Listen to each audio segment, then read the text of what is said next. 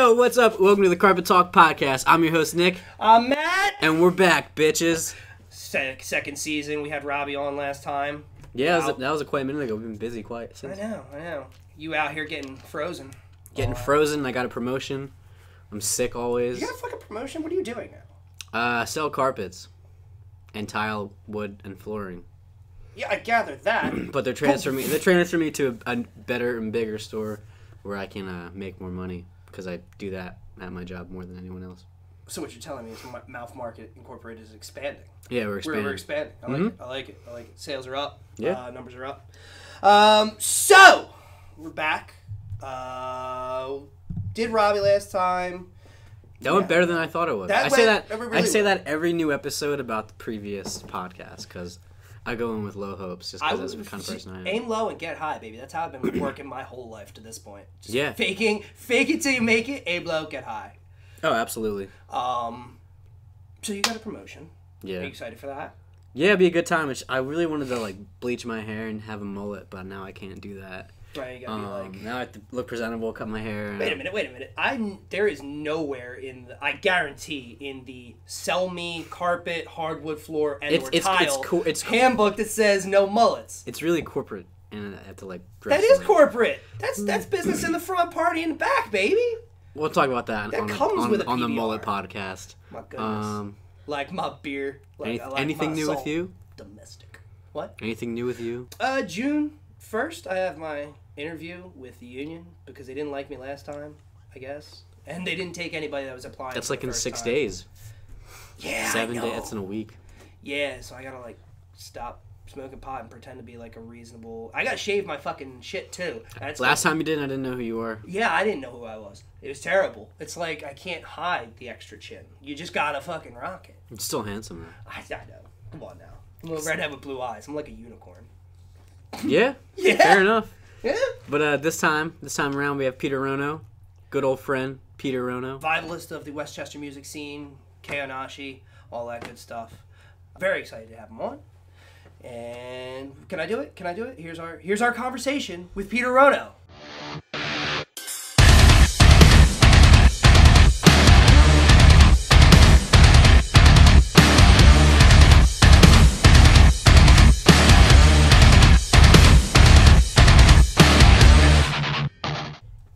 Second season, I'm doing segues, baby. Let's do it up. So yeah, Peter, what's up, man? Not much. Welcome to the podcast. Thank you for having me. Thank you for being here. This isn't your first podcast, right, that you've been on? It's not. I wouldn't even say podcast. I've done interviews before. Yeah, this is the opposite. I don't know. What's the difference? Interviews, I feel like it's someone grilling. Not grilling, but It's A to B, it's back and forth. One. Yeah. This question answer. This is just kind of general. This is like Vultures on Sidewalk without distractions. Yeah. That's it. a good way to put it. That's it. No, I've never done a podcast there before. I'm excited. I feel like the difference interview and podcast, is it's like when we segue in, we say our conversation with Peter Rono or so and so or whoever, because we don't have that formality of let me hit you with this hard hitting question right now. Yeah. Tell me all the deepest, darkest secrets of KAONASHI. We don't have that. I love that though. I mean, we could do that too. I'm sure we'll hit you with some generic questions just so in case someone's listening. Yeah. In case all of our listening, all of the crazy listeners, we make a lot of money off this podcast. By the way, I can tell. If you we upgraded studios. Yeah, I know. We're moving up in the moving up. We normally do it in my kitchen in my house where I live at. Yeah. But there's always there's this crazy echo. Someone's either walking by or fucking talking, interrupting, doing their laundry. So now we have super secret studio location. For those of you who are not viewers but listeners, we're in an undisclosed location in international water space. It's great. Plymouth meeting. Yeah, exactly. Plymouth meeting. Cops don't come out here. God damn it. Because you gave up our location. Dude, I'm surrounded by these pillows. They're so soft. Isn't that couch comfy? I love this couch so much. So let's break into a little bit here. A little bit. Saturday. By the time this is out, it'll already have been come and passed. Yeah. But Coal Fest coming up this Saturday. Yeah. Excited about that? I'm so excited. We're playing a show with Volumes. That is wild. It's I love that band. I blatantly try to be like volumes. You know what I mean? Fair enough. In like my vocal patterns and the way I am on stage. So like just to play with them. Do you know them? Crazy. I don't at all. Okay. But you shall. Yeah, I'm sure you're I shall. I'm going to force them to watch our set. And yeah, I'm gonna mosh. You over there. What are you more excited for, this show or the one with Code Orange coming up at the Union Transfer? Code Orange. I'm so excited to play Union Transfer. I saw Eder Shikari there like a few months ago. I was with you. Wow, you were there. I mean, we were together. Yeah. Okay. You were there. It wasn't like a separate thing. We watched Single Mothers together, or whatever that. It was Single Mothers. Yeah. Two-step. That's a good room. I've been listening to that band so much lately, dude. They're a really sad band. Like, they're tight though. They're really good live. They're so good live, and the songs just translate on record the same way. How did you land that Union Transfer show? Was you just playing with Chris and Joe? Like, or was it like through like your? You're under like a manager too? No management. It was literally just given to us by Joe. So good. Yeah, like we played. I was always scared to ask to play a Philly hardcore show, and I just I don't know. I just asked one day. I was there for your first venture at the Fire. Wasn't that your first Philly hardcore? It was at the Fire, and like Clark from Second Death had talked to Chris Striegel for like Philly hardcore shows. It was like, why hasn't KAONASHI ever done a Philly hardcore show? And Chris was like, I don't know. Like, you know, like literally, I don't know why. You know, I always figured like asking for things, I would never. It's awkward. It's awkward. Like, help me. It's like yeah, maybe, and then it'll never come about. Yeah. Or it just comes about. And it's like the shows I would ask for. It's like, hey, put me on this comeback kid show. You know what I mean? Do you feel like you're swinging above your weight? Sort of? So I was just like, I'm just gonna ask, not for anything in particular, just if I can play one someday. And he was just like, yeah, sure. Do you want to play a race trainer? Is that the dude from Fall Out Boy's band? Yes. Yeah. I was like, yeah, sure. We'll play with race trainer. I was like, what the fuck? And then we got, the next show. Do you want to play Union Transfer? Yes. With Code Orange. I was like, yes. Sir. No, all the Philly bands come and go playing with them. A lot of the bands don't get that opportunity. Yeah, they don't. So it's a good feeling. I feel like, we definitely earned it. It's not like it just happened, on accident. Like, I feel like there's even if it did happen on accident, that'd be a sick accident. That's such a sick accident. I feel like there's a misconception that there is a lot of difference between like Philly as if Philly hardcore is its own entity. Yeah. Like not inaccessible, but if you do not mesh particularly well, that may be, and I think that may be daunting, but I just don't like... we straight up saw a dude turn into mush talking to Joe. Really? Yeah. I'll tell you who it is after the podcast. Yeah. You're just going to laugh. Apparently, I don't know, because I'm a nobody. I don't know who that is. So I was talking to that guy. I found out, I was talking to him, whatever, and whatnot. This man was intimidating much more than I am. I am just a lard redhead. That's all I am. This man, if I saw him from across the room and he never said a word, I'd be like, all right. You're the real deal. No, I know what you mean. Yeah, and he came up to Joe and was like, ha, ha. There was you can't see this right now, but there is serious lip quiver going on. He's, no, dude, how long is your hardcore? His voice to this. Really? Yeah, I'm in a hardcore. Yeah, I'm in a hardcore band. Fucking straight edge life. And then it was like, hi, can we play a show here? Like, the thing is, I've been going to Joe shows since 2009, and just trying to help out however I can. I'll load in gear, you know what I mean, just to get it for free. Or I'll sweep the fucking floor. I'll help set up, the speakers. So it's it wasn't like it was this intimidating, scary thing to talk to him. You know what I mean? And really, he reached out to me. You know what I mean? I went to go see Axis and Hollow Earth at Ortlieb's, and he just started talking to me. I was just like, oh, why do people act like this is some terrifying entity person? Or just a fucking person, Joe McKay. You know what I mean? So as long as you come correct to anybody, literally, talking to people and that, I feel like is. Fake people have a hard time doing that. I don't care who you are. I'll talk to Gus the same way I talk to anybody else. There's a few people I would be terrified to talk to. Not even terrified in the sense of I just don't want to say anything stupid. Claudio Sanchez. Yeah. From Cody Camber. I'd be so nervous to talk to him. Or Even definitely not Gus from Volumes. Gus from Voltage. That's what I'm saying. Damn. That's what he's saying. Oh, that's what you're saying. I thought you were saying Gus from Volumes. Oh no, I talked to Gus from Voltage the same way I would talk to whoever. Yeah. Those who don't know, Gus from Voltage is this homeless man who's just outside of the Voltage Lounge whenever we go. That's a public figure. He definitely is. He has a Facebook page. He also has my hoodie. I went to see the Plot You at Voltage July 30th, 2016. I was there. Literally never forget with Era, Siler, and Invent Anime. Yeah, dude. And I really went for Invent and Siler, to be honest. And yeah, I left my Varials hoodie just on the floor, and I forgot to pick it up. And he wears it everywhere. That could have been Merch Swap Gold. Could have been. It could still be. You could get honestly worn by Gus for literally 3 months straight. I think Gus wearing it around the city as opposed to it just being in my closet just adds so much depth to the hoodie.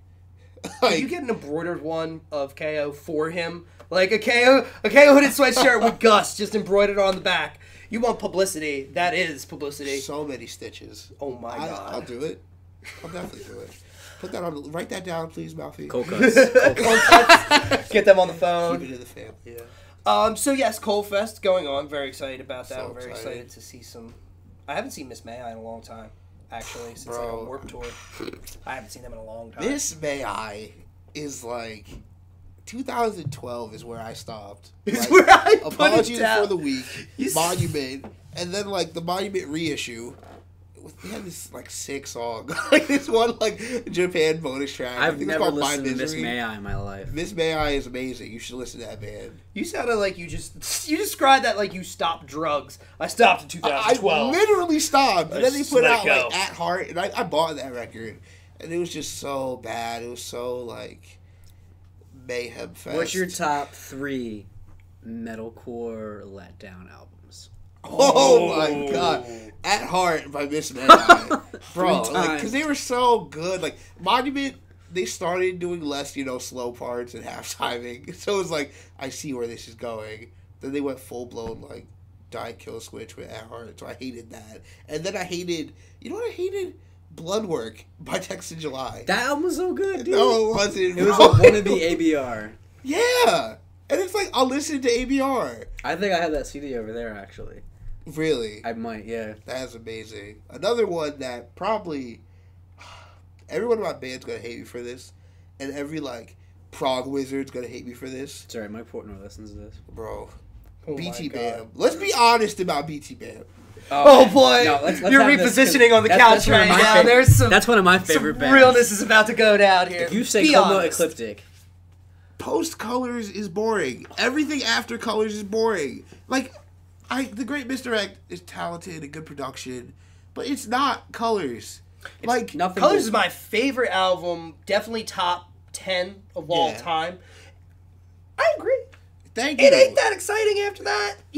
I listened, I like. They blew their load. They gave it all to us on Colors. They gave it all, and now there's just floppy gummy worm. That's all we got left. Yeah, it's just like really aggressive Genesis, basically. And it's like, man, come on, dude. Like, wow. It's not angry and like scary and like metalcore. It's like, not, but the new shit's tight. Can I? Throw it's so one? tight, dude. Like, Condemned to the Gallows, like that new song, like off the record. It's crazy, But I'd rather just listen to like Alaska or Colors. Yeah. See, that's what it is. There's a new song on the album is great, but you don't say, "Oh, this album is great." Yeah. Like, I'd like to throw out my biggest letdown, my biggest heartbreak was An Ocean Between Us, because who's that? As Lay Dying. Sorry, man. I was confused. We were talking metalcore, you savages. I'm talking about the granddaddy of all. Come on.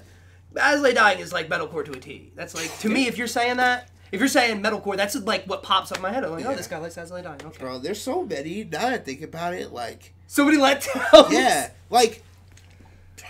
Man, I don't even know if I should include this one.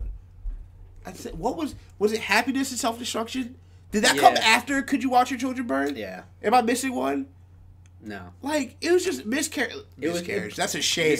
I was just going to disregard the whole record. No, like, Firstborn, like, God tier, right? And then, like, Could You Watch Your Children Burn was like, all right, you're doing some other stuff. Let's bring it back to the good, heavy part. You know what I mean? This is going to suck. What's the stuff with Sharon Weeps on it? That Cheyenne Weeps is on Could You Watch Your Children Burn. Okay, that's hard. Yeah, it's like good and heavy. But then like... fucking, Happiness is like, whoa. Yeah, it's like alternative rock. And then their new stuff sounds like pop, like playing H&M. I am out. Also, New Under Oath.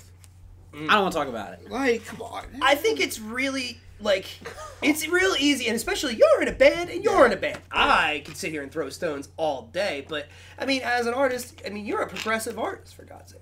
Like, you Thank you. Isn't progression, I mean, whether it be good, bad, and indifferent, like, I had this argument way back when, after Warning came out, and then next was American Idiot. And I was like, what happened here? We were on a slope, and now we're at the bottom of that slope. And I had this argument with my stepdad. He was like, listen to me. You have to let them change. If you don't let a band change, you're just going to you'll be complaining in 6 months because that last album sounded like the last one. Yeah. Fucking Rolling Stones have put out, I mean, obviously not metalcore, and it's not any of this genre, but Rolling Stones have put out, like, God, Keith Richards been alive since the dawn of time. Forever. I mean, they have put out maybe, I don't know, let's just say conservatively, like 30 albums as a band. Tell me how many of them are good. Like 5. The Beatles put out a discography. There is everything in that discography. There's like times where they were taking acid. Here's some times where we were doing this. They went from She Loves You, yeah, yeah, yeah, to let's take acid and be like hippies. Dude, with all those bands, it's gonna make me sound so like ignorant musically. I just can't I just don't care. Like I can't name one song. It's like, tell me one Rolling Stones song. Start Me Up. How's you that want go? a more recent? You Start Me Up. Oh, that was the Rolling Stones. Painted Black. Yeah, Painted What's Black. Painted Black? How's that go? Have you ever played Twisted Metal? Yeah. Twisted Metal Black in the beginning of that, where the game opens up. I don't remember. Oh, we'll have to put a little clip But, of like, that. It's in Guitar Hero. It's a Guitar Hero, but like those are a lot of these legacy bands. Like, I just don't care, dude. Led Zeppelin, the Beatles, Rolling Stones. But thinking of classic rock makes me think of now who's gonna be classic rock in like 10 years. That's exactly what I'm gonna say. I'm gonna send you this clip of you saying this right now in 30 years when you're telling your kids, Code Orange used to be great. Yeah, right. They used to be kids. That's even better. 30 years after that, when you have grandchildren. Yo, Grandpop is in the living room putting on his goddamn Code Orange. No, we don't want to listen to Ants of the Sky. Stop it, Grandpop. No. Honestly, it would not be Code Orange. It would be, with my music taste, it'd be like At the Skylines, Casino Madrid.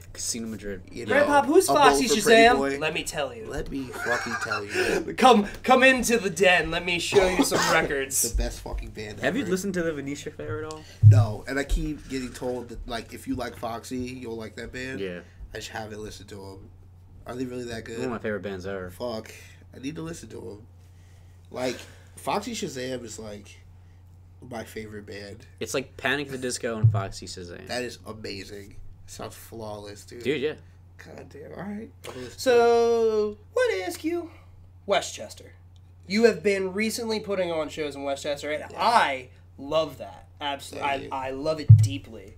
Because that is a place that has been lacking anything good to do on a Friday night or a Saturday night for a very long time. If you're 5 years. Oh my God! Yeah, literally. It's just so. What were the steps, and B, how did that come to be? Because you're kind of one of the only ones doing it right now that I know of that's doing anything at like Fens or putting on these decent heavier shows. Yeah.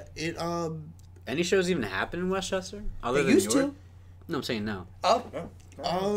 My friend Casey, like, occasionally does stuff in Westchester. I don't know if he, like, does that anymore, but I moved to Westchester in 2008 when, like, my family, like, moved out here. Mm-hmm. So, like, I went to school in, like, Ruston, and, like, I lived, like, on Chestnut Street. Like, I hated it. You know what I mean? Mm-hmm. I hated Westchester.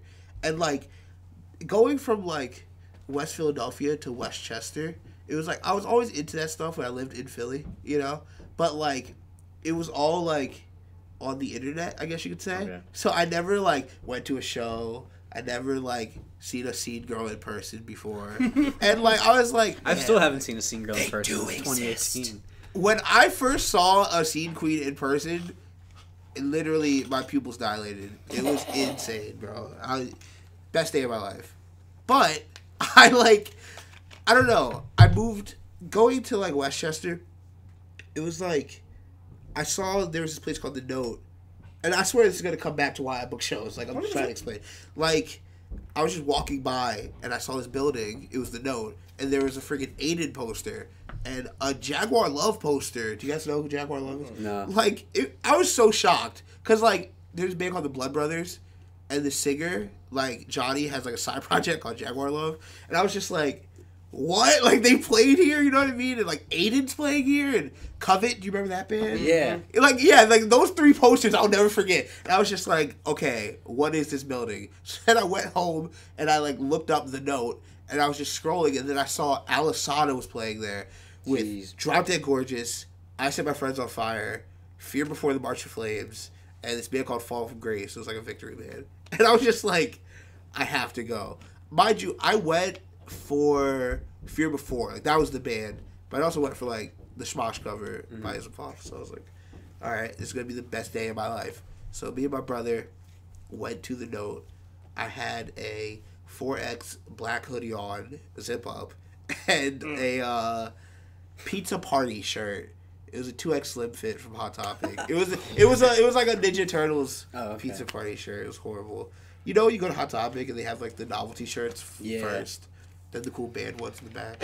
You stopped at the first section. I literally stopped at the first section. Well, this is all I need. So me and my brother are just in line for this show, and I saw my first Sea Queen, and it was amazing. And I was like, I already knew I wanted to go to shows forever. I was like, I love metalcore. I love whatever this is. I literally went for Fear Before. You know what I mean? Mm-hmm. So I didn't know what to expect for these other bands. Right. So like, we went in. It was packed. There was all the gear on stage. You know, I was just like... You're like, what is this? Everything. I soaked everything in. You know what I mean? And, like, you know when, like, the venue's kind of dark and you see that, like, rat case on stage? There's, like, little, like, green and red buttons, like, you know? Oh, yeah. I still think about that when KAONASHI has our gear on stage at a venue and the house lights are down, but you can see, like, the gear on stage. I literally... I don't know. Do you think to yourself... that maybe, just maybe, and especially at a Westchester show, that there is somebody in the back in a 4X hoodie, in a pizza, or a 3X, in a slim fit XL pizza tee, that is coming to their first show? I think about it all the time. Every show I go to, I try to look for that person. I try to talk to them. Like, every show I go to. You know what I mean?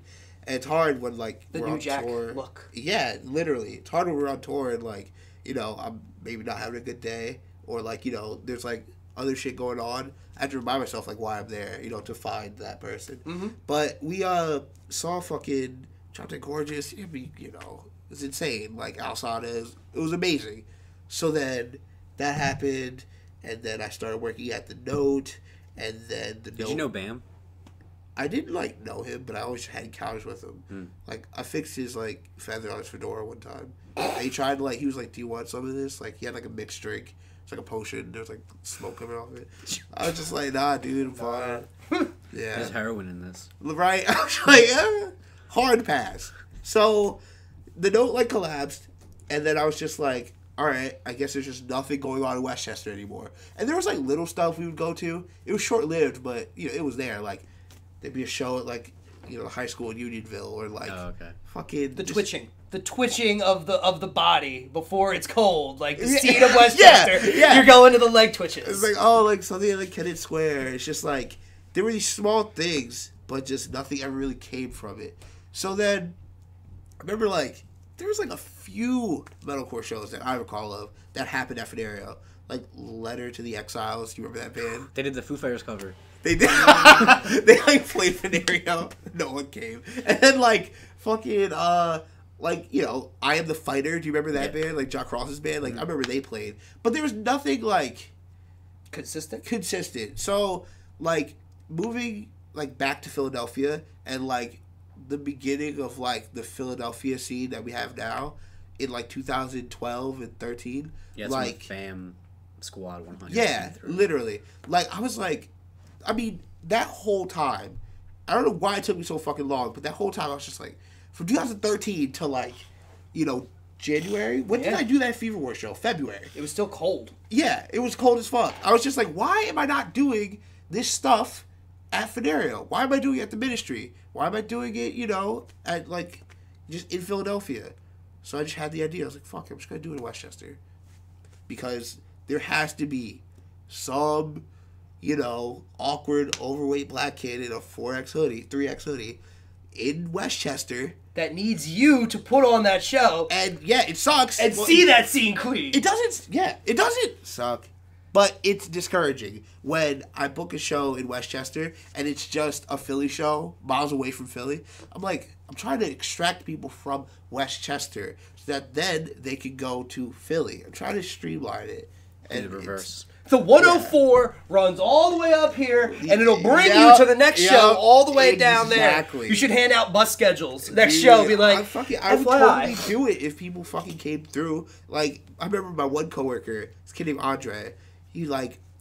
You want to give him a shout out? Huh? You want to give him a shout out? No, because he quit. And people had to come to his shift. No, shout out Andre. And like he I saw he had like a circuit tattoo. Okay. I was just like, okay, like I'm gonna harass you and find out everything you like about metalcore. And like he didn't really like metalcore. He liked like Hail Sun, like Protest the Hero. It's like Swancore. Exactly. And I was like, there's more to life than that. Like, come to a show. You know what I mean? And he only goes to like concerts. You know what I mean? And I was just like, come out. You'll have a good time. He's like, all right, I'll come. I was like, here, Fever War, Narrow Vision, and Fever Dreams. And he just like was like, yeah, I'll come. I requested off everything. And of course, he just didn't come through. Oof. And like when shit like that happens, it's like, why am I trying with people? It's like I trusted you. I trusted you. Like I know that's just one example. I'm sure he had something extremely important that day. I know what you mean, dude. I work with this one guy, and he's this tall, like awkward kid. Yeah. And I was like, yo, come to this show. He doesn't have any friends. He's kind of awkward. Exactly. So I'm like, dude, I'm gonna introduce you to everybody I can. We're gonna get fucked up. Yep. Have a good time. And he was like, all right. So he comes through while we're setting up, and I'm like, yes. Oh, really? Here. Yeah, he came. Oh. And I introduced him to all my friends. Uh-huh. He had a good time. He was like, yo, let me know the next one. Yep. He was like, do they like anime? And I was like, bro. You are at home. You're at the right place. So for the Fever War and that show, and the Narrow Vision, I was happy to see that in Westchester. And I will agree with you to that one, that it was basically just people who would normally come to see a show in Philly that have just migrated up here. But the Trauma Queen show was different. That was different. Dude. It was hot. It was sweaty. But there were like... See that chick die? Oh, yeah, that I got on Snapchat. That poor girl got her nose smacked across her face, and I was like, ooh, because I found it later. I was just filming, then I watched my own Snapchat. I was like, oh my god, I got that. Lord Jesus. Send to Woobly. But there was, when I was standing on the sidewalk, A, because I'm tall, and B, because I'm old now, I was like looking around, I was like, you're too young for me. Where did you all come from? Yeah. You are all people that I don't recognize, and I definitely think you tapped into the little, like, oh, we're all, like, 16, 17, and we are all awkward and whatnot. Let's not go to the mall. Let's go to Fenarios, because, and there were definitely those people there. And at that skate park show, too, a lot of those young kids were there. There you go. It's weird and cool seeing that. What skate park show? The Narrow... Snake Charmer, Narrow Vision. Yeah, at... Shallow Views. Oh, at the Cellar? Yeah. Yes. Really? There were like a bunch of new people there? Yeah. Like a bunch of kids from media. Yes. Like the median kids. Yeah. Wow. Yeah. It's good to see. Yeah, like, it's great to see. Especially, it warms my heart because I spent a lot of time hanging out in Westchester, which is odd. I've never run into you. It's wild. Did you ever go to Biddle Street by chance? No, what's that? Biddle Street is off of, like, you know where the Star of India is? Yeah. If you go down past that church and whatnot, Biddle Street is in the back there. And when I unofficially lived in Westchester at the Party House, Trap House, that's where we hung out. And we drew in many of the surrounding, like, degenerates. Yeah. So. Damn, that's wild. No, I never heard of that. You ever play Gauntlet? You know, like the game? Yes. Like you have the 4 characters? Yes. Like, you know when you're, like, trying to get through a level and all the, like, grunts or trolls are coming out of one, like, hole, you know? And you have to destroy the hole in the wall to make them stop. Yeah. I feel like that's what it was. Like, the degenerates were coming out of that hole in the wall of Westchester. Yeah. Did that hole ever get patched up? Is that gone? Were people still chill there? Oh, yeah, that definitely. Oh, that house, yeah. It's like, it's done. So much wild nonsense went on there. God. Wait, Ratchet House? No. Oh, okay. No. Different you said Ratchet House, and I was like... You got me. I said Trap House, sir. Okay, I'm sorry. That was a Trap House. What do you know about Ratchet House? I am Waves.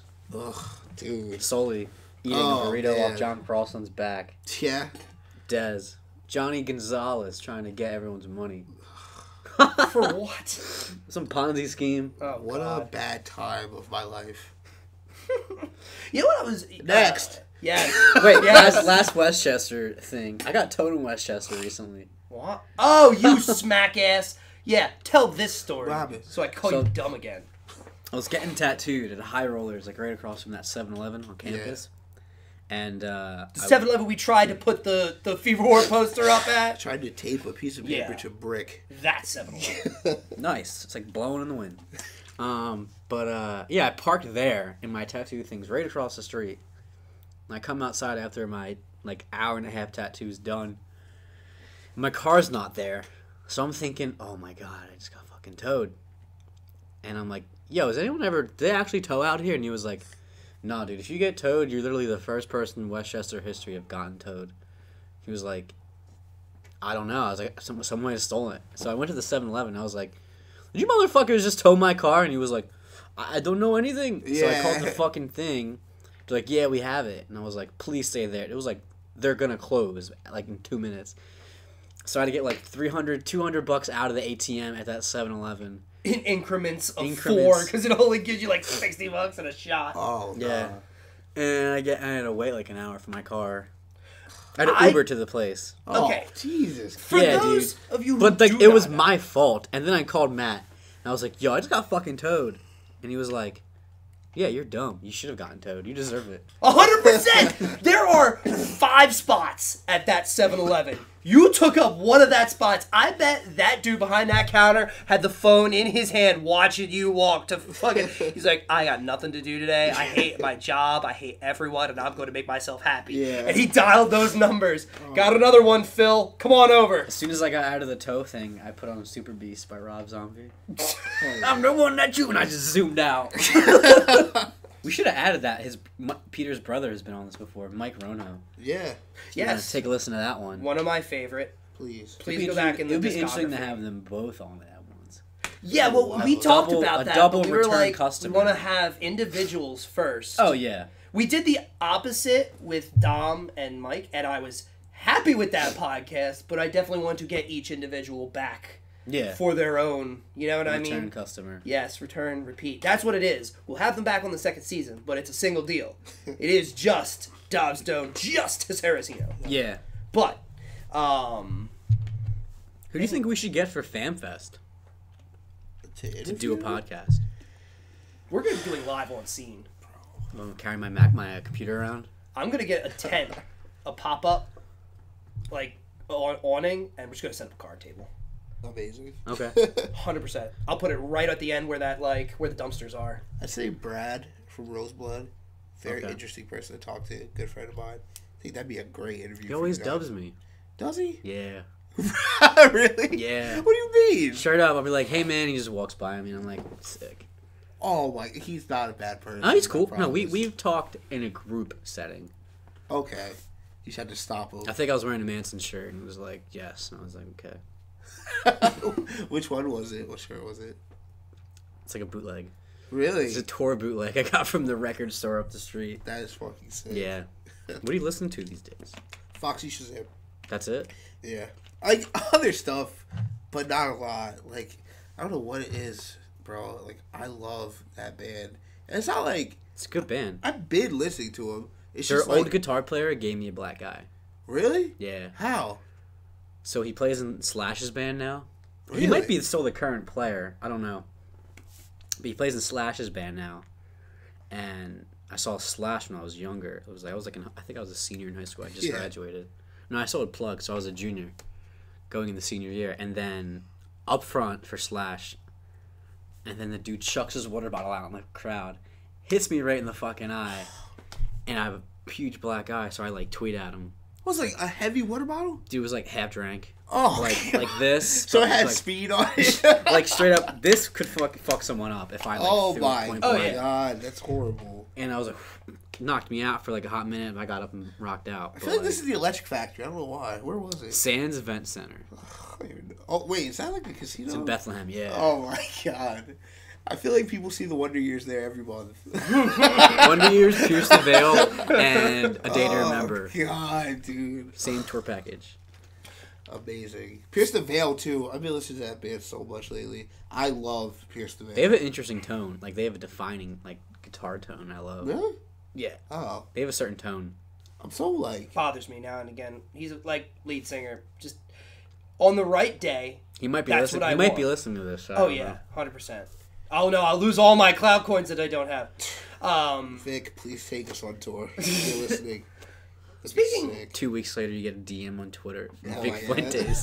Hey, I was listening to that podcast. We're not doing anything in December. You want to do something? Dude, that would be so sick. What were you saying?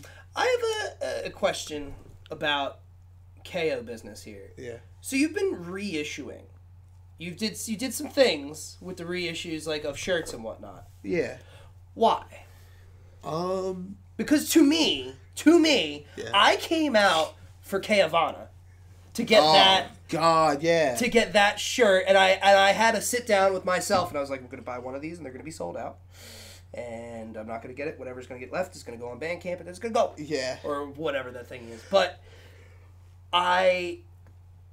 Why reissue? I feel like that should be like, if you ever reissue the KO Voltage Lounge Forever. Yeah. If you ever reissue that, I will be so upset, and I'll buy them all so no one can have them. It was a hard decision. Like, the reason that we've been doing these, like, pre-orders, I'm sure we'll have it by the time this podcast comes out, but we're saving money to get a van and trailer. That's the entire reason. Mm-hmm. And we were like, well, we're not playing any shows. We haven't played a show in, like, a while. So in these months that we're just at home working, saving money, let's, like, you know, provide something for people. Mm-hmm. So merchandise. People want the shirts, you know what I mean? 100%. And it was hard, like, you know, we KAONASHI, it's like I want everything to be, like, legacy oriented. As in, like, you know, I got this and it's like they'll never do it again. You know what I mean? But that Nirvana shirt, that was from our, like, first full US tour, and, like, we didn't even play, like, the East Coast. Or, like, we didn't play the Northeast. And, like, the only people that really got it on that tour were, like, people that I don't really see a lot. You know what I mean? Like, Nick from, like, Sabella has it. And, like, I think the only one that really comes to mind that I see wear it, like, all the time. And that's a dice roll if he's even going to wear it when you see him. Yeah. So, like, I'm trying to explain it in, like, we would play, like, San Angelo, Texas, right? And, like, someone who's at the show, clearly just to see, like, their friend's band, would, like, bought that shirt. This shirt specifically, like, the Nirvana one. And it's, like, not people that are, like, I love KAONASHI. It's, like, you guys were a neat band. You know what I mean? I'll get one of these to... I like Nirvana. Like, you know what I mean? And, like, I don't see that shirt anywhere. And I also love the shirt. So I was like, everyone keeps asking for it. I want more people to see this shirt. And the only people that bought it, we only printed 25 of them that first time. I believe it. And I only sold them, you know, sparingly throughout the West Coast. Yeah. So I was like, I feel like this shirt deserves more. So I reprinted it. And, you know, people wanted it, so we supplied that demand. And I'm just like, we're trying to save money for this van and trailer because it's hard having, you know, international booking and no way to get anywhere. So it's like, yeah, we should, like, I don't know, be productive with our time, you know? So it's like people like having merch. We like having a van and trailer. So instead of just being like, give us money, you know, through GoFundMe, it's like, oh, let's give them something. Did you see that band do the GoFundMe for their album? It was $100,000 to do a ska album. Stop it. How'd it go? I don't know. I think I privately messaged them and I said, fuck you. Produced by Will Putney. Fuck. It was Matt Squire. Who's that? I He does Under Oath. Probably like a legend. He does like yeah, they're just trashing right now. Under Oath? Yeah, but he's only like $6,000 for an album. I looked it up, so they would have been pocketing a lot of change. Damn. No, but I was interested. I'm interested that you say like you're a neat band. I do that all the time. Like when I see if somebody's coming through from a band that I'm coming to see, I will pick up something because you came out all the way here. You probably ain't getting paid for this show. Yeah. You go and get back in your van, and you're all gonna want to go to Wendy's after this. Literally. I'm gonna buy a shirt because hey, I get a sweet shirt. If you have decent merch, I will buy it on principle alone. Like, that's really how it was. It wasn't Exhibit A. Exactly. Exhibit A. I felt bad for. I didn't even pay for this shirt. I think I helped you move a couch in the fucking my bag. Yeah, I was like, I'll give you 3 pieces of shirts if you help me move this couch. It's when you first came out with it. Do you know how many people love this shirt and have no idea? So what is KAONASHI? I don't think we touched that for people who don't know. Oh, like what's the story behind it? Obviously, it's your band, but like, how what formed it? What made you want to do it? Why the name? Damn. Do you get that a lot? Like, why this? Like, why the name? Yeah. It's funny. It's, like, such a lackluster story. You told me this story, I believe. Yeah. Me and, like, the founding drummer, his name's German, me and him were, like, just going to his bank, like, Citadel Bank, in, like, Downingtown. And, like, we were, like, pulling in. We were originally called Spirited Away. That was the name of the band. And I was like, that's like, it's the movie. So we were like, what's the name of that monster from the movie? It's like, I don't know. It's like, all right, well, Google it. And whatever it is, that's the band's name. I was like, really? It's like, yeah, like that's it. It's like, all right. So I looked it up on Wikipedia. It was like, KAONASHI. So that's our band name. It's like, really? It's like, yeah. That's it now. It sticks. Fuck, dude. And then, like, the further we got, the more meaning it got to me, and now that is our band name. Yeah, you have quite a serendipitous tale as to how you picked up Peo. Isn't that more of an like that's a weird like so wild how fate it happened. Events like that's my brother. Like it's crazy because it really made me realize like anyone listening to this that's like discouraged starting their band. It's like it's not just going to be as simple as oh well I really like Turnstile. So I'm going to find 4 people that live in fucking, a 4-mile radius that also Oaks, like PA, Turnstile. or fucking, you know what I mean? Listen. Lancaster, Pennsylvania, and just, we're all going to write this music with good gear, and you're going to, you know what I mean? No, it's not going to happen like that. Like, literally, imagine me trying to start KAONASHI in 2012 with no resources, right? And be like, I want to write progressive metalcore that has, like, influences from 2007 Equal Vision bands. All right, I'm going to find 4 people. That's not how it happens. You know what I mean? Like, you have to struggle. It's like trying to find a soulmate. Yeah. It's like trying to find a significant I'm just going to find other. the love of my life. Yeah. On fucking, Darlington Street. No, it's not going to happen. Like, I had to go through so many problems and people to land on who I have now. And, like, I plotted on everyone that's in my band now. Like, when I saw them in their setting, whatever band they were in before, I was like, oh, they need to be in my band. You're know what I mean? Homewrecker. Literally. You have no idea. I'm a steal your guitarist. Yeah, that's what I did. Like, that's me right now. Coming to the back of local shows, Peter's back there. I'ma steal your drummer, bitch. You ain't gonna do nothing about it. That's how I got like August. Like I remember it was December 2013. I went to Champs to see I the Breather, Era, and Sirens and Sailors. Amazing show. And like Adventure played and Born Anew played. Adventure played? Yeah, and Born Anew played and Like Legends. So I saw August play Like Legends with the long hair, the Fender jazz bass. I was just like, I am going to make him join my band. And like literally he had his 100th hoodie on and his like little Herschel backpack. And I was just like, hey. Hey, why don't you drop this 0, get with the hero, bro? Literally, I was like, hey, your band's cool. She added me on Facebook. Yeah, and like, I added him and just waited. I waited. And then he joined Transcends. And I was just like, yeah, Transcends, cool. And I was just like, hey, great set, man. And then, like, Transcend started slowing down. Shout out Transcend. I probably sound like such a bad person right now. Yo, fuck that band. No, I Transcend's like gonna that. listen to the podcast and be like, he was doing that the whole time. Nah. No. I saw him in the back with the notebook. We were just hanging out. I was just like, so, how are things with Transcend? He was like, you know, kind of slowing down. I was like, all right, word. Yeah, I'll talk to you later. And then he had, like, vanities going on. And, like, dude, I really waited. Like, you have no idea. I hope you realize how much I love you, August, when you listen to this. I waited. And I was just like... I waited for that special time. That should be the next t-shirt. I waited for you. Just me and him, just a selfie. And, like, he was doing things with vanities, and vanities was, like, popping. I was just like, oh, my God. You know what's really popping, though? What? Soul Speak. Oh, my God. That was tight. Yeah, no, it's fucking sick. I was worried, though. I was like, what if yeah. Soul Speak becomes, like, you know... big. And there's like a million Emerosa New Jersey bands though. Huh? So there's like a million of those New Jersey Emerosa-esque bands. Yeah, there are. Fucking shout out New Jersey. Emerosa. Yeah.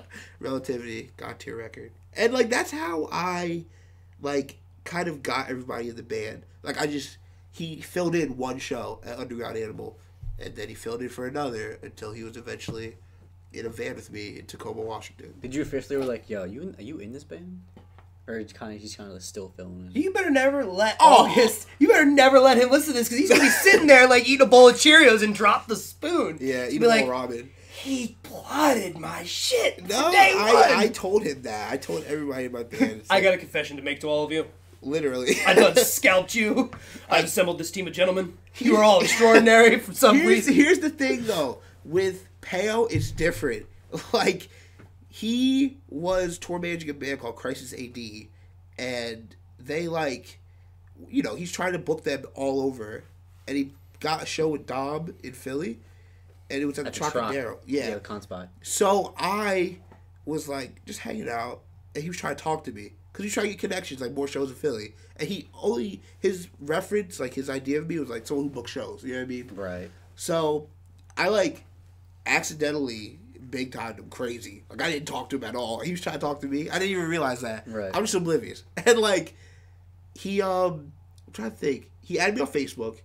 And then we had a show in Holyoke, Massachusetts, with Varials and Animal and Divided Life. That's where I met them. And our drummer had quit. So I was like, we have a show in Massachusetts. What are we going to do? So I posted a status, like, someone fill in 3 songs in Mass. And he was like, I live in Massachusetts. I'll fill in. I was like, all right. I sent him the Bandcamp link. I was like, here's the songs. You know, the basics, Exit, Hindsight. He learned them on a practice pad. We just drove up there, and then I met him. Like, you know, I didn't even, like, meet him at the Troc. Right. I met him there. I was like, hey, dude. So then we played the set. And after the set, I don't know how Coheed came up, but like him and Alex were talking about like Coheed and Cambria, and all I heard was him say like, "Yeah, I love Coheed." And I just turned around, I was like, "Wait, really? You love Coheed and Cambria?" I was like, "Yeah." And that was like the first moment I was like, ting! "Oh my god, like, oh my god, this is my new drummer!" Like that was like the moment, and I was just like, "All right, cool, just play cool, Peter. Don't say anything." You're like, Yeah, literally. I was just like, oh my god. So then we go back to Philadelphia, and he messaged me. He was like, hey, just letting you know, I'm in a band called Dead Ocean, which I was a huge fan of. Which, you know, it was so crazy. Like, he used to be in that band. He was like, I'm leaving, like, the beginning of next year. You know what I mean? This is December 2015. He's like, I'm leaving this band, like, and I want to join a new band. I know you just lost your drummer.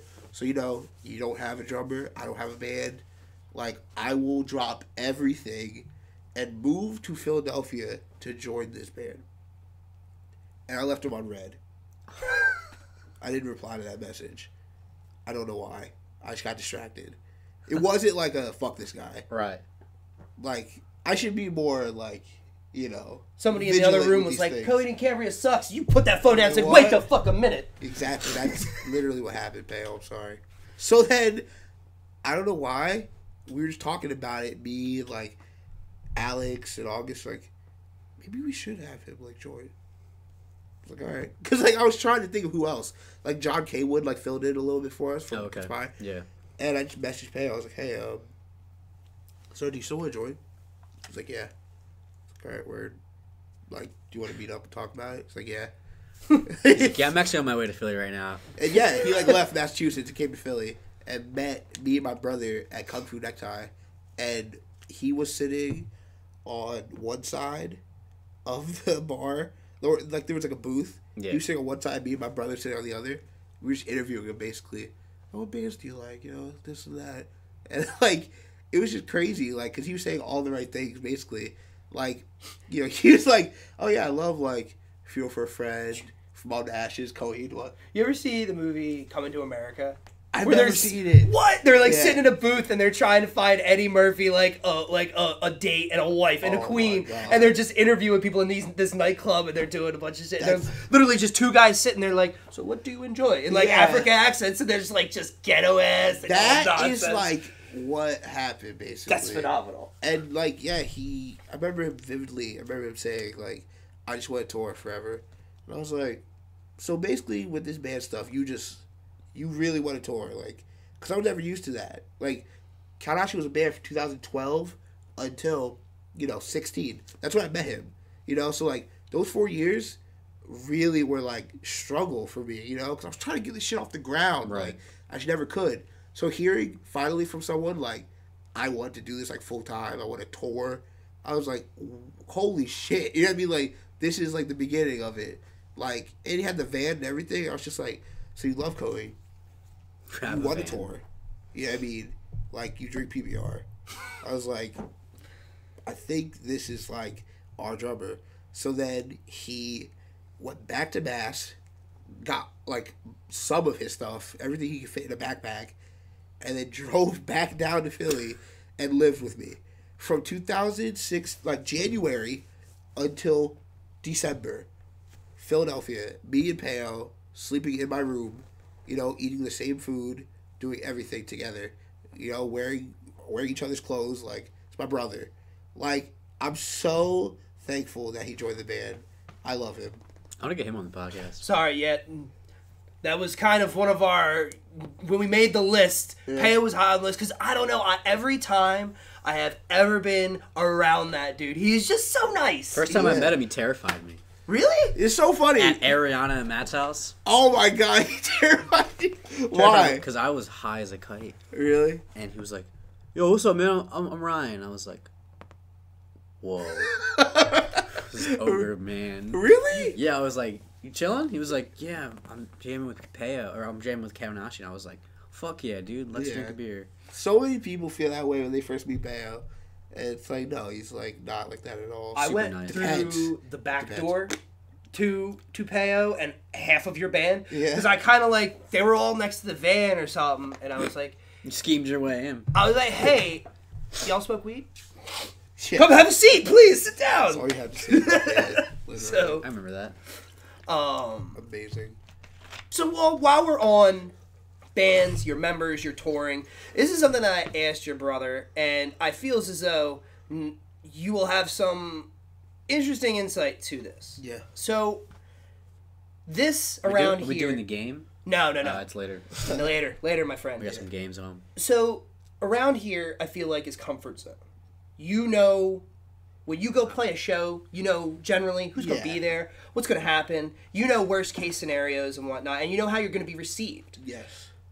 When you go to other parts of the country, are those scenes different? Are those scenes different towards you, A, because you're not from there, and not for nothing, but you have several black members? Yes. Have you ever been on tour and gone to a place where you have been treated differently or in some way, shape, or form that you can attribute directly that you think it's that way or there is, like, a difference? Yes, 100%. I can think of two examples right now, good and bad. Which one do you want to hear first, good or bad? Go for let's end on a good note. So give me the bad one first. Second date of our first tour. It was Brunswick, Georgia, at Ordo Templi Motorcycle Club. Yeah, dude, it was fucking insane. Like, we walked in, there was a literal Confederate flag, like so physically big. Ding, ding, ding. Dude, I can't explain. Like, it was literally the biggest flag I've ever seen. Like, physically large. Like, it was huge, bro. Like, they had to take time to put it up. They did. Yeah, they did. And there was a fucking skeleton hanging from a noose from the ceiling. It was so bad. And just like, they were talking about, like, you know, I'm glad the Orlando shooting happened and shit. I'm like, Jesus at the bar. Christ. I'm like, where the fuck am I? And here I Who am. put us on this show? Yeah. It was so bad. The set was fucking sick. But it was just weird. That's another example of, like, people buying merch that I know I'll never see that merch again, or it will never, you know, be seen by someone. Like, I don't know, this is old white dude, just these, like, Excuse me, do you come here to this bar often? Yeah, no, you can't have the shirt then, sorry. Yeah. You can't be a regular at this bar and like, wear my merch. Like, this dude just came out with, like, the Cook New Balances, and just, he was like, oh, how much for the shirt? I was just like, 20. Can I get 2? Like, you want 2 of this shirt? It was the first shirt, like, we ever printed, like, this rare ass, at least for me it's rare, like, tour shirt. And I'm just like, should I sell it to him? Someone else would, like, love this shirt. I was like, yeah, sure. It's $40. I was like, what the like, he took some stickers. I was like, what? Like, that shirt's never, you know what I mean? Yeah. I don't what want to you sound got? ungrateful. Get me my KAONASHI shirt. Yeah, like, he's not going to fucking wear it. It's so counterproductive. And I know someone's going to listen to this podcast and be like, fuck Peter. He doesn't appreciate... I don't know why they'd sound like that. fuck Peter. He doesn't appreciate... That's how dissenters the sound. scene. Yeah, that's how they sound. But you know what, dissenters? Fuck you. Because I printed the shirt. And if I want to sell it to somebody, you know, I'm going to discriminate. I am a discriminator. All right? Newsflash to anybody listening. Peter Rono discriminates, and not only that, but reserves right to refuse service. Yes. It's like, dude, it happens so often. There'll be some, like, bartender, you know, hey, you guys are neat. You know, I'm just like, Come around here often? sure, I'll sell you the shirt. Meanwhile, there's some kid on Facebook, damn, sure wish I had that anime shirt. Well, I sure wish I sold it to you. Instead of, like, you know, Yeah. some lady in Chapel Hill, like... Did you see Using on, it as a rag. like, the next Tri-State Yeah. fan page at one point? What? So, at a show that you played in... It was at Champs? It was right when you came out with one of the anime shirts, right? Yeah. And it's right also when Crossland was singing for Crooked Youth, and they came out with the Yingling rip. Yeah. So I was like, I need to get this for my little brother. Okay. But I can't just give my little brother something. Yeah. Like, that's not fair. So I was like, you know what? My sister likes anime. She's all about that life. She could draw and shit. She could do all that. Yes. I was like, let me bridge this gap. And I'll get her this KO shirt because she'll it's the one that's like, it was my fault. I shouldn't. Yeah, the Bible. Yeah, I was like, dude, this will totally. So fast. I gave it to her. She was like, oh, this is cool. I didn't really think she would wear it. Yeah. But go on Tri-State Fam, fast forward like 3 to 4 weeks later, and somebody posts a picture, and it's like the captions, saw this girl wearing a KO shirt, asked her about it because I was super excited, then said, oh, I don't know them. My brother gave this to me with like a sad emote, and I was like, man. oh, and I looked at it, I was like, oh my god, that's my sister. Somebody saw her at like college wearing the KO shirt and was like, oh, do you know? She's like, I bet. She's like, what band? Oh, the shirt. Oh, I was like, That's I awesome, laughed. bro. I was dying. I was like, and I sent her a message. I was like, what are you doing to me? Just lie. Be like, yeah, I love him. Yeah. Peter's a good guy. Yeah, Peter's a great guy. Thank you. Oh, you know Peter. Yeah. That happens so often. It's like, What, you know Peter? literally, yeah. Why aren't you verified on Twitter? 'Cause- I was thinking that today. I was like, you know, my dude should be Do verified. you like? So, Yeah. I was in a strip club with Buddy Santucci, and I want to say it was for Ostrowski's birthday. Corey just for whatever reason like got it in his head that he wanted to go or whatever, and standing up against the wall, and Mike is talking to this stripper, and the stripper looks over. He's like just whatever talking, and she looks at me and she sees I have an illusionist shirt on for our viewer, non-viewer, listener people. I covet my illusionist shirt because it's the one with the big butt on the back in the shape of a heart. Yeah. And everybody loves that shirt because it's awesome. Everyone loves butts. Exactly. Everybody loves butts. And Super fast. when I'm out in the world, like, I don't expect anybody to recognize a KO shirt. I don't expect them to recognize the Peaceler shirt. It's mostly just, oh, that's a cool design. So Does that shirt say Peaceler? Yeah, what is the Peaceler? So this stripper looked at me and she goes, oh, I've seen them before. I'm like, what? You see an illusionist? Yeah. Like, what do you mean? She's like, oh, yeah, I used to date somebody within the scene and this, that, and the other. And I was taken aback, and I was like, oh. And she was like, do you know Peter Rono? I was like, no, I fell off. I couldn't take it anymore. Like, you can't hit me with that because I can't go anywhere. You know how often I hear that shit? Anytime I'm talking to somebody about some type of band, they're like, oh, do you know Peter Rono? It's reassuring. You're like the connecting points, like 7 points to Kevin Bacon. That's awesome. Within the scene, it's 7 points to Peter Rono. Like, oh yeah, I played in a band with Peo who filled in with this and that. It's freaking ridiculous. I try, it really is a priority for me. It's just get to know as many people as I can, you know what I mean? And just make sure everyone has a good story about me, you know? And not I've never met a person that's been like, Peter sucks. Yeah, I don't know. There's a few people. Peter's Hollywood. Fuck them. I literally am not Hollywood. I make sandwiches. I have... Can you, please, Malfi, tell them... my pants are dirty. Literally, my sneakers are cooked. Mismatched socks. Well, it's in your defense right now, you did just tell a story about the current drummer of your band, how you curved him, several times before. Listen, and that's, your bestest bud it now. Is. But see, and that is proof that, all things are possible through God. No, it's God is good.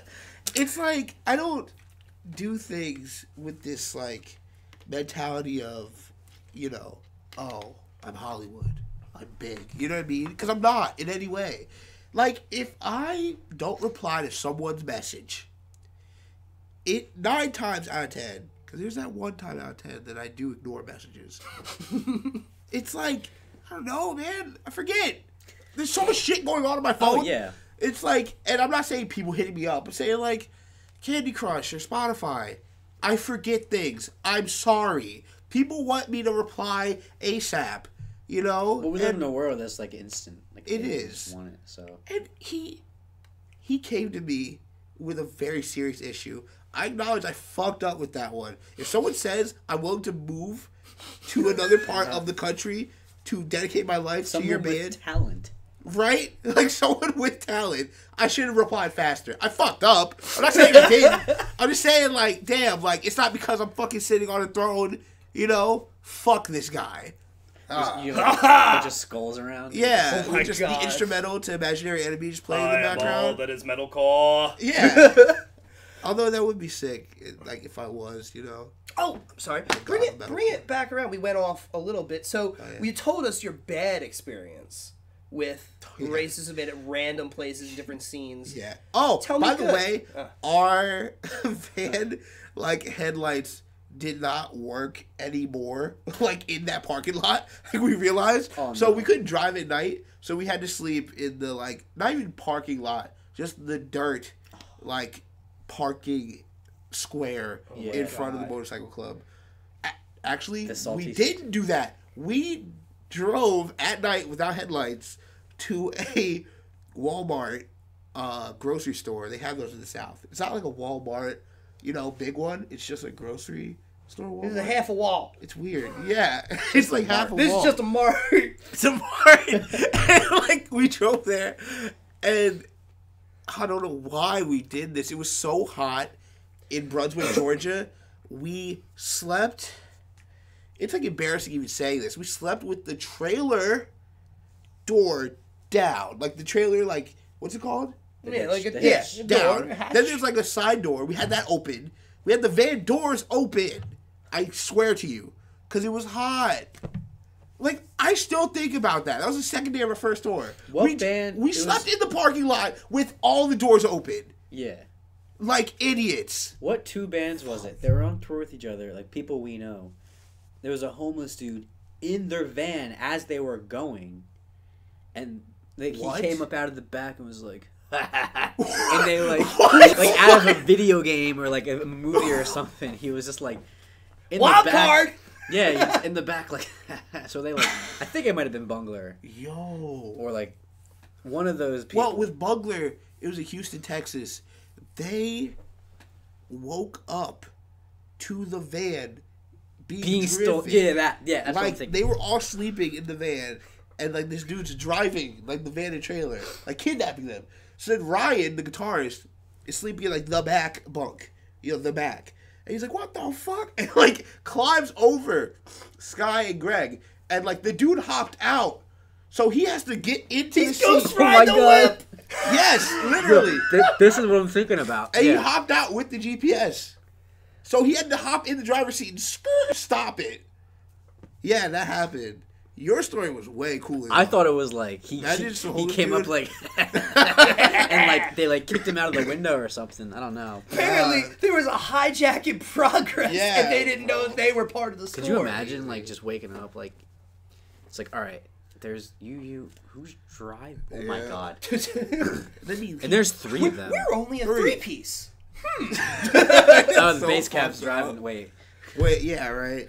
Crazy. I don't blame you. I wouldn't sleep out front of fucking Biker Bar because that's the last thing you need is Jethro fucking Tull and his boys getting all hammered up on Budweiser and hopping on the bikes and coming out and being like, "Yo, you played in the band tonight, didn't you?"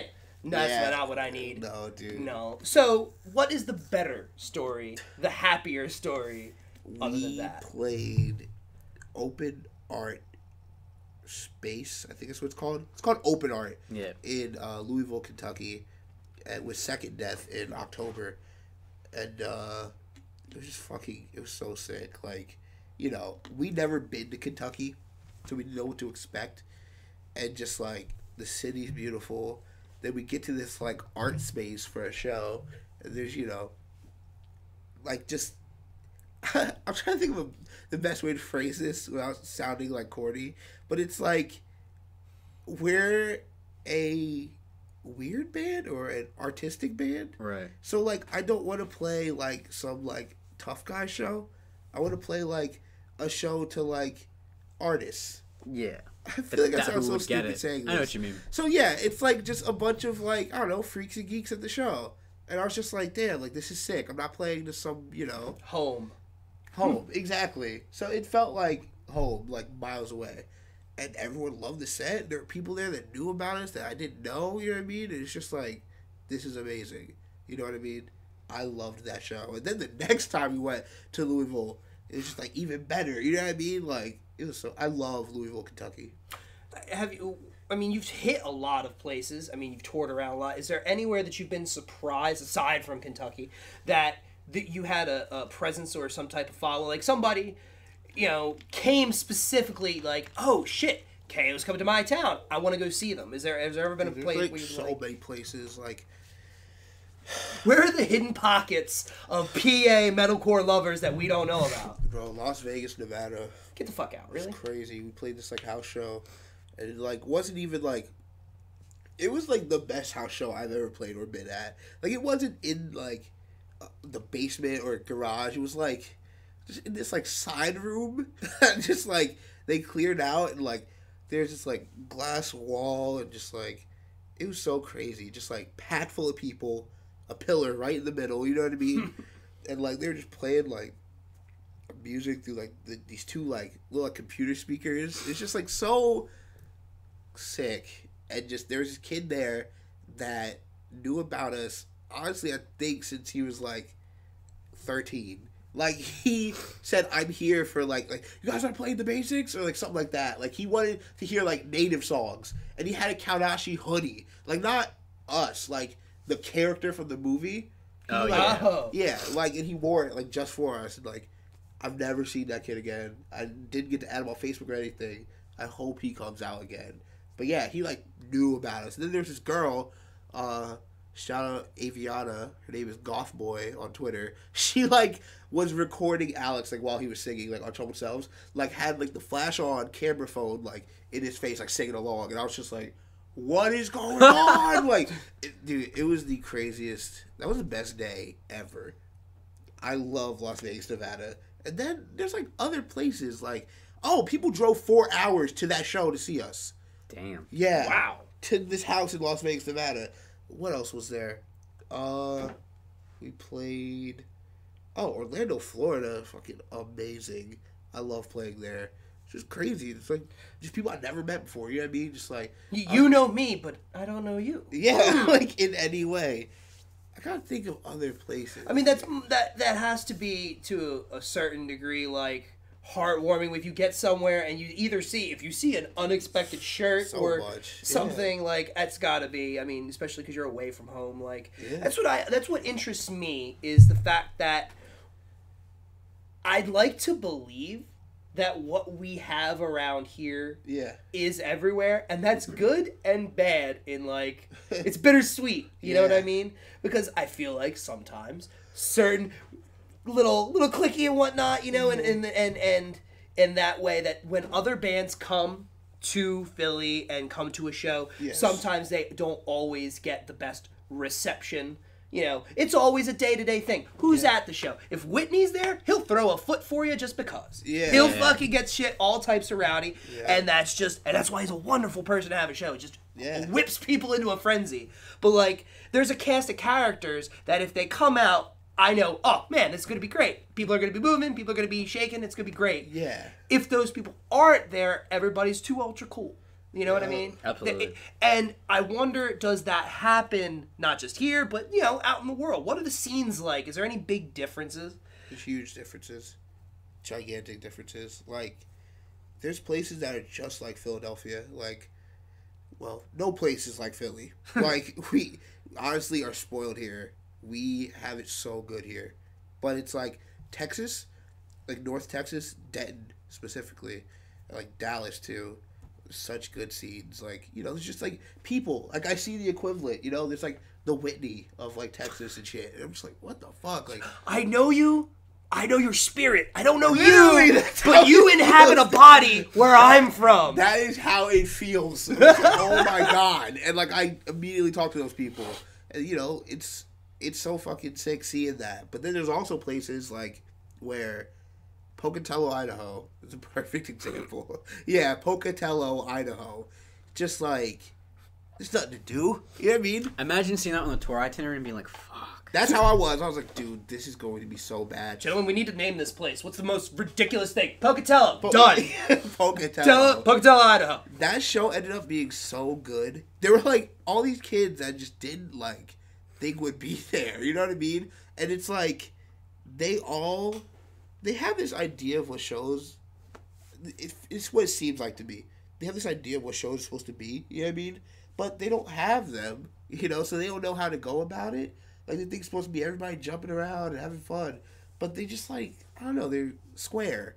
Sorry to anybody listening from Pocatello. I'm not ragging on you guys. I'm just saying, like...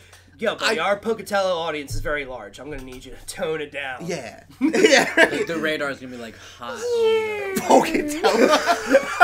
You know, you, like, just an angry reaction right on Pocatello. You ever check your Spotify stream? And it's like, you can tell who's listening. It's like... Pocatello. Like...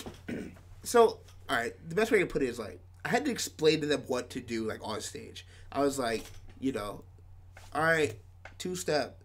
Out of nowhere, everybody started dancing. Like, two-step. I was like, what? Like, I said, hey, can you guys just come forward for this last song? I swear to God, everybody walked up. Like, everybody. So there's, like, some places where it's just, like... Maybe they're afraid. That's too much power to have. Bro, I am telling you, everyone... It was the weirdest thing. You'll be coming back in after the venue's over.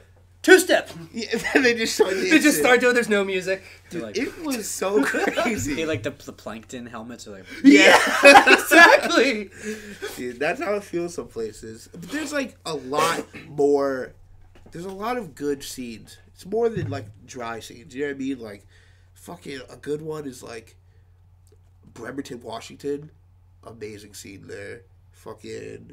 Where else is there? Hattiesburg, Mississippi. Amazing scene there. And I always thought it would be major cities, you know. We'll play Seattle and Atlanta, you know, and Miami. But it's like, it's those smaller places that are so much better, in my opinion. I think it's like the Westchester effect. Yeah. Because really 100%, like, Philly, there's tons of places to put on a show. Yeah. There's a ton of bands that are willing to come to Philly. There are a ton of bands that live in Philly. Yeah. But Westchester is like the fucking bumblefuck of out that way. I know Why? like one band from Westchester. Exactly. So like Who? those The Moxie. The Moxie. Wow. I think they have a different name now. That's insane. I think they're called like Lemoon. The Moxie is such Moxie's so sick. way cooler name. Damn, you would like the Moxie. I love Moxie. Do you like Kill Hannah? Love Kill Hannah. I love all those Viva La bands. Viva la Fuck, bands. dude, that is insane. Are they from? They're European, right? Who? Kill Hannah. I don't know. Brad could tell you. Brad Okay, would yeah. definitely know. They're tight. That is amazing. You know what I always wished? I wish Sworn In, like, somehow broke into that scene, but brought with them, like, you know, like good metalcore. You know what I mean? Like, Well, they would have been the Chicago sound. The shit. Chicago sound. Yes, but mixed with like him. That'd be so tight. Like that would be so sick. That'd be weird.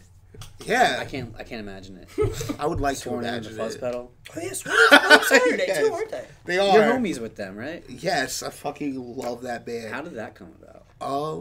So our original drummer, originally when KAONASHI started, we sounded like Oceana, like Birth Eater Oceana, and like Decoder. Do you remember Decoder? I vaguely remember Decoder. Like one of my favorite bands. It was really like light and like, you know, a lot of tremolo picking and shit like that. Right.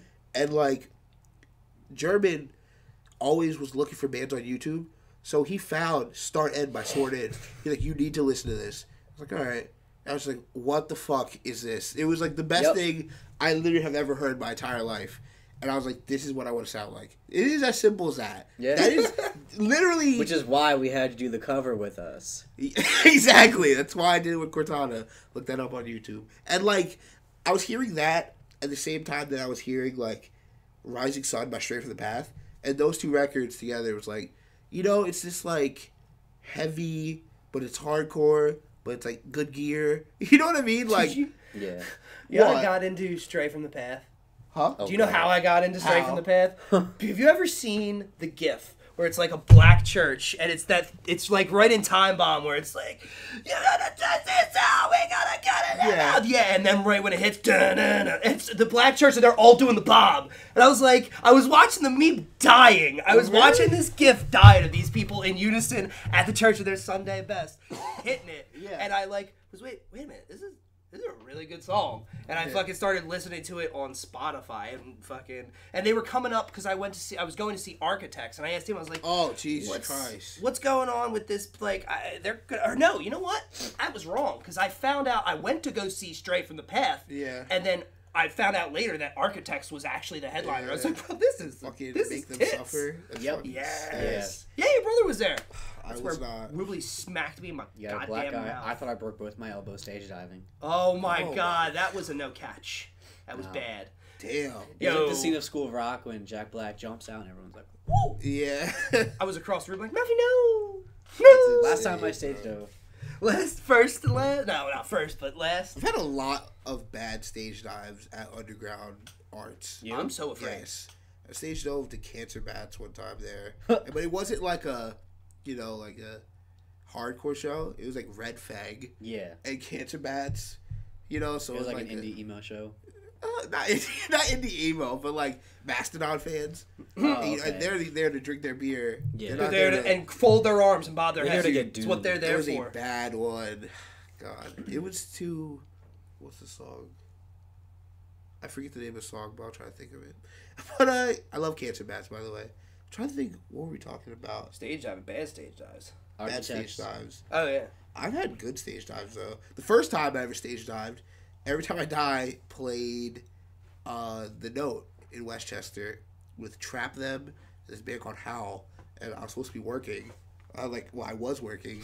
I was making jerk chicken tenders in the basement, and the bassist of Howl was just like, "You ever stage dive?" I was like, "No." I was like, "You want to stage dive?" It was packed, like That's mad people, like so many fucking people, and I was just like, "Should I do it?" I was like, "Yeah, I'm gonna do it. I'm gonna fucking stage dive, like, you know." And I was like, I weighed a little less, but I was fucking overweight. Like I was big. I was just like, you know what? I'm gonna do it. Fuck it. There's so many people, I can't fail.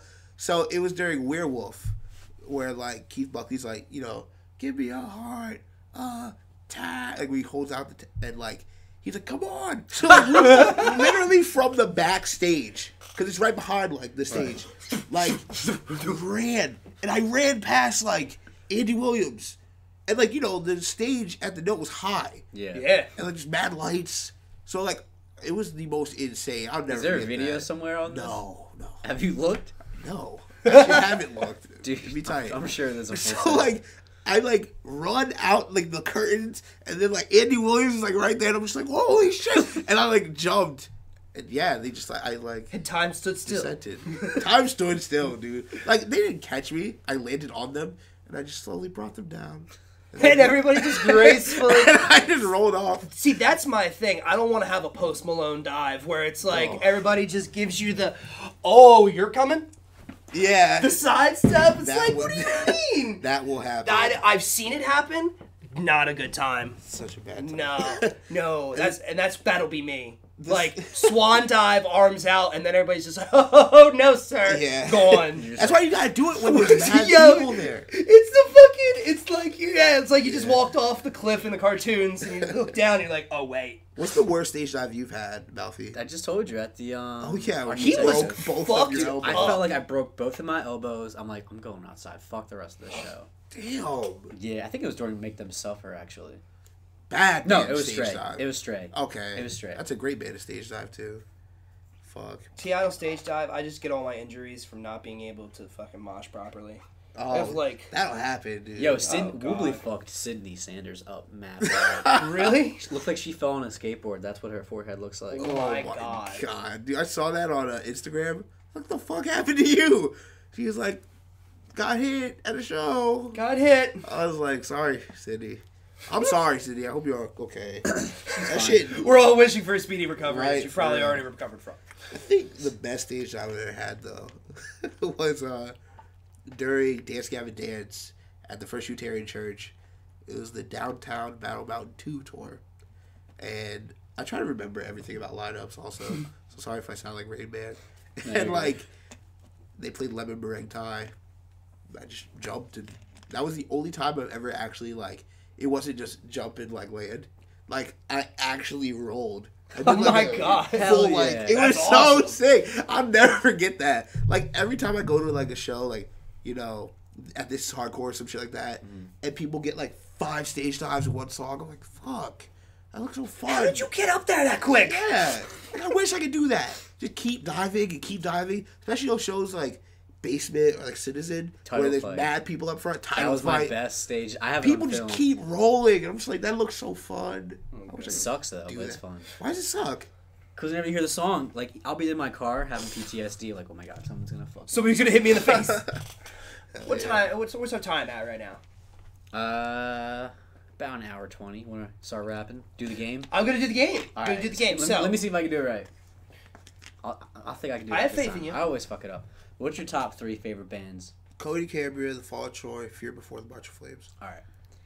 If you were to jam with one For the rest of time. for the rest of time, break up one, or So you get to. Sorry. I fuck it up. So your setup is your 3 bands. You have to completely disband one, break it up. It's like They're fuck gone. one, marry one, kill Yeah. one. Fuck one. You get to basically your marry is you get to jam with any band, just like in this setting where you can just go in there and jam with them, but it never leaves a basement. You know what I mean? Okay. You're just going to jam anytime you want. Let's just go jam. And last one is who would you tour with? You get to do one tour. You can front that band as that person and be them. Get all that money and whatnot, but do a tour as that and fill in for a member. Tori Coheed. Ooh. Jam with Fear Before, break up The Fall of Troy. That was the fastest that anybody has ever Yeah. laid down that particular game. I'm sorry. You had this ready. You already told me, like, yo, I know. I had to think about We it. had Jay Clark on from Super Heaven, and he was like, dude, let me get my phone out. And it took like 5 minutes. He was like, all right, Nah. this band, this band, this band. No. It was a process. I know exactly my 3 favorite That was bands. a fucking podcast. I mean, there's a lot of other ones. I mean, Number 12 and like Fox Shazam, Comeback Kid. I'd even say like, you ever heard Prepared Like a Bride? No. Like, I love that band. Like, Sounds like a Rise Core band. They are a band from Australia. It sounds like North Lane, and it's like just this insane gent, just like oh, it's so good. Have you heard of Passcode? No. Passcode. Passcode. It's this K-pop metalcore band. Oh, I'll send you links. Awesome. There's that band and a different band. It's like Japanese counterparts. Really? With like North Lane tone. Oh, Windrunner? No, it's something else. Okay. Have you ever heard of Windrunner? End These Days. End These Days. It sounds awesome. Like they're totally back in 2013. I love that though. Like In Heart's Wake first album. Yeah. I love that shit. In Heart's Wake. They had, like even Color Morale, like I love that band. I mean, talking about letdown albums. Sorry, Garrett, but it's like he's gonna be pissed. Yeah, right. When he listens to this for an hour, 20 minutes. Like after my Devil in Your Eyes, I don't even cut No Hope off. My Devil in Your Eyes was like the peak, dude. It was so good. Like I don't know, it just went down from there. That's fair. Sorry, it's already ended on. No, you're good. No, we got one more challenge we do. Do you remember how we met? We met a few times before we actually became friends.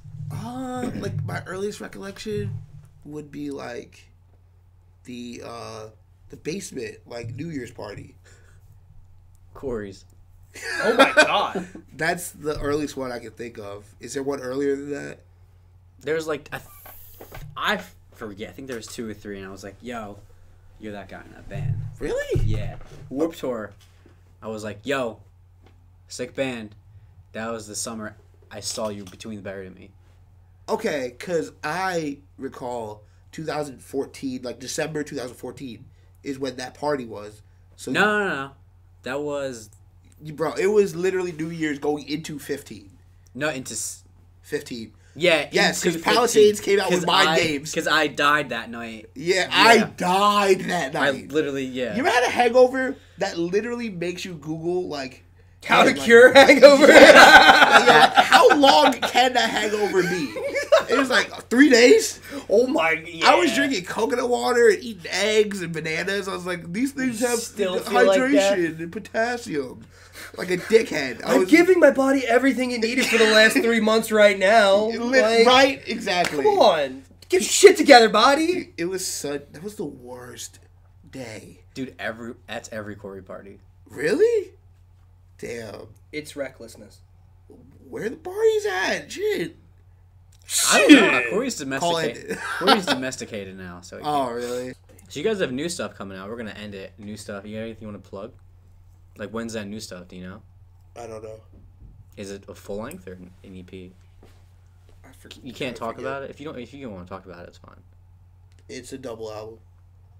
A double album. Yeah. You heard it here first. You heard it. I don't know. I lied. It's a double platinum. It's a rock opera. It's a double platinum rock opera. Oh shit. It's called Melancholy of the Infinite Radness. Oh my goodness. No, it's not. And the Infinite Radness. It's a collection of songs on a CD. I can't tell you, but I like it. What do you think it's leading towards? What does it sound like? You guys are you never know. Like everything's just different. I don't know. You're progressive, and that's the beautiful thing. You never know what's coming next. Thank you. I try. I want to start. Yeah. You ever watch Jesus and Mero? Yeah. You know when they say like, "What you want your rainbow to say?"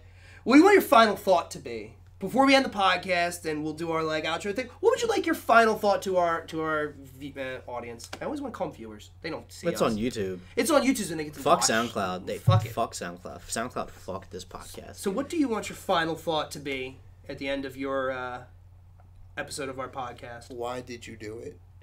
100%. Tight. Like it. What do you think about the podcast? I loved it. I'm so mad that it's over. I don't want to stop, but it's fully wrapped up now. But yeah, I don't know. Shit, what are you doing tomorrow? We're gonna re-podcast. Whatever you want to do, you be a return customer. Oh my goodness. I love that. This is so fucking fun. I can do this all day. Hope that doesn't seem vain of me. No. I love talking about myself. I mean, that's what everyone says when they come on. Like, I never thought of it. I love talking about myself. We don't even really talk about you so much. Like, we talk about things that you are doing, but it's just like as if I was to come up to you on the sidewalk at a show and be like, "Yo, so what's good in it right now?" It's just everything that you'd like to say in depth in that personal setting that we don't normally get to do. Yeah, ever, because I have to fucking go upstairs and help somebody find a cable, or gotta, friends trying to get in the door, and it's just like all these fucking things going on. You know what I mean? We're just hanging out, and our little friend microphone sits there, and we bullshit. Yeah, dude. Yeah. Ideally, we want to set up where everyone gets their own microphone, but we got to figure out the other microphones. Our programming is not working out with us. It doesn't want to A cooperate. few sponsors will get there. Yeah. I do definitely think we're going to set up something, and I want to try and get, if possible, because I have a 3-day pass. Do you have a 3-day pass to FanFest? I'm gonna buy it right now. You better, because you know exactly what's gonna happen. Everybody's gonna be like, "Oh wait, it's the 3 weeks before FanFest payday. I'm gonna get that now." Yep. But I definitely want to see if I can get maybe 15, 10 minutes with each band, like when they're not playing. Dude, I'm all the way down. Like get them around, just be like, "Yo, so what's your FanFest experience?" Did you ever see the video Luke and Tay go to Bloodfest? No. Have you seen this? No. We'll watch it when it's done, but I want to do that. Yeah, so let's wrap it up there. Indeed. Get your tickets to FanFest. Please. Listen to KO. Hell yeah. Thanks. Love you. Bye. Bye. Bye.